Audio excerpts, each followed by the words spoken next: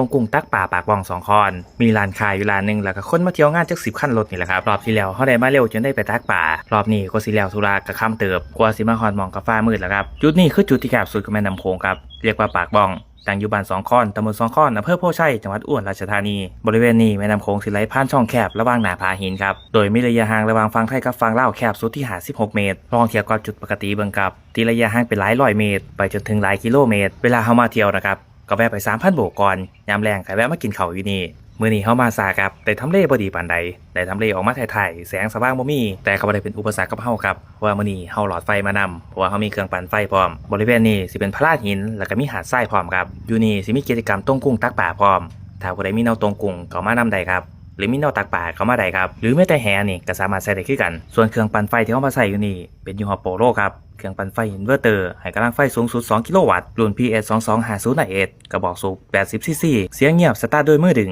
ปรับไฟได้2ระดับกระแสไฟนิ่งครับเป็นมิตรกับสิ่งแวดล้อมสามารถใช้กับแอร์ได้สามารถใช้กับเครื่องเชื่อมได้มีช่องเสียบ USB มีช่องเสียบ USB-C ราคาก็บ่ได้แพงเลยครับหลักหมื่นต้นๆเท่านั้นหลังจากเดินระบบไฟเสร็จเฮาก็ออกมารอหาของกินมารอบที่แล้วมีร้านค้าอยู่ร้านเดียวมารอบนี้ร้านค้าโคตรหลายมีฮอดดนตรีโฟกซองให้ฟังพุ่นนะครับแล้วก็มีพวกอาหารพื้นบ้านขายพร้อมปลานี่ก็เป็นปลาน้ำโขงครับที่เพิ่นขายอยู่นี่เพิ่นเรียกว่าปลาย่างครับคนหลายดีคักขนาดนะครับห้องน้ำก็มีบริการร้านตำฮงร้านมาล่าร้านลูกชิ้นจังซี่มีเบิดเลยแต่ถ้าอยากมาแบบฟิลประหยัดก็ซื้อของมาเฮ็ดกินเองครับตั้งเตาได้จุดไฟได้เบิ่งดูครับแสงสีดีขนาดคนก็หลายคึกคืนดีครับแต่ถ้าไผมาแล้วอยากกินเลยก็พกเงินมาหลายๆครับเพราะว่าร้านค้ามันหลายอีหลีปลาก็เป็นปลาโขงครับบางมือมาถือก็เป็นปลาย้อนปลานางจังซี่เฮานี่มาทั้ง2แบบเอาอาหารมาเฮ็ดกินเองแล้วก็ซื้อพ่อค้าแม่ค้านำแบตโทรศัพท์ก็ใกล้เบิดเอามาเสียบปึงก่อนครับก็เอาโทรศัพท์มาชาร์จสามารถชาร์จพร้อมกันได้2เครื่องครับเพราะว่ามี2ช่องมางานปลาโขงแต่ซื้ออาหารทะเลมาสัตว์น้ำเพิ่นกันแล้วเนาะครับแซ่บคนละแบบปิ้งปลาไว้ทั้งเตาตอนนี้เฮาก็สิไปหาต้มกุ้งแล้วครับรอบที่แล้วมาตักปลาก็ตักแต่ปลาบ่ได้ต้มกุ้ง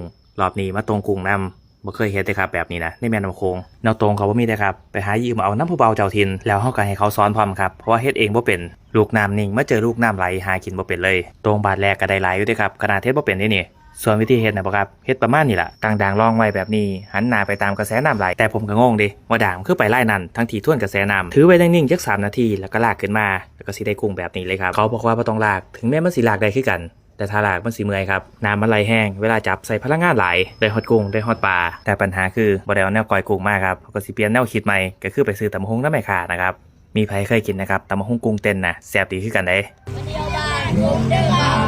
ได้ยินบ่ครับผู้บ่าวส่วนไปกินข้าวอยู่บ้านถ้าวันหยุดไผบ่มีหม้องไปอยู่ใกล้บริเวณนี้ก็อย่าลืมออกไปกินข้าวนอกบ้านแถวนี้เด้อครับร้านค้ามีครบพบปะผู้คนฟังเสียงน้ำไหลมีแห้งคักกับเครื่องดื่มเย็นๆนะครับอันนี้ขาดบ่ได้อีหลีของมันต้องมี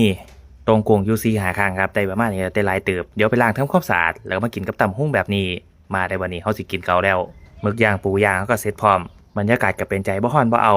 บ่มีฝนพร้อมผู้ชายสายแคมป์ติดตั้งไฟมุงมิงไว้คือบ่ครับแบบนี้นะคลิปหน้าเฮาสิพาไปไสไปเฮ็ดหยังกดติดตามไว้เลยนะครับ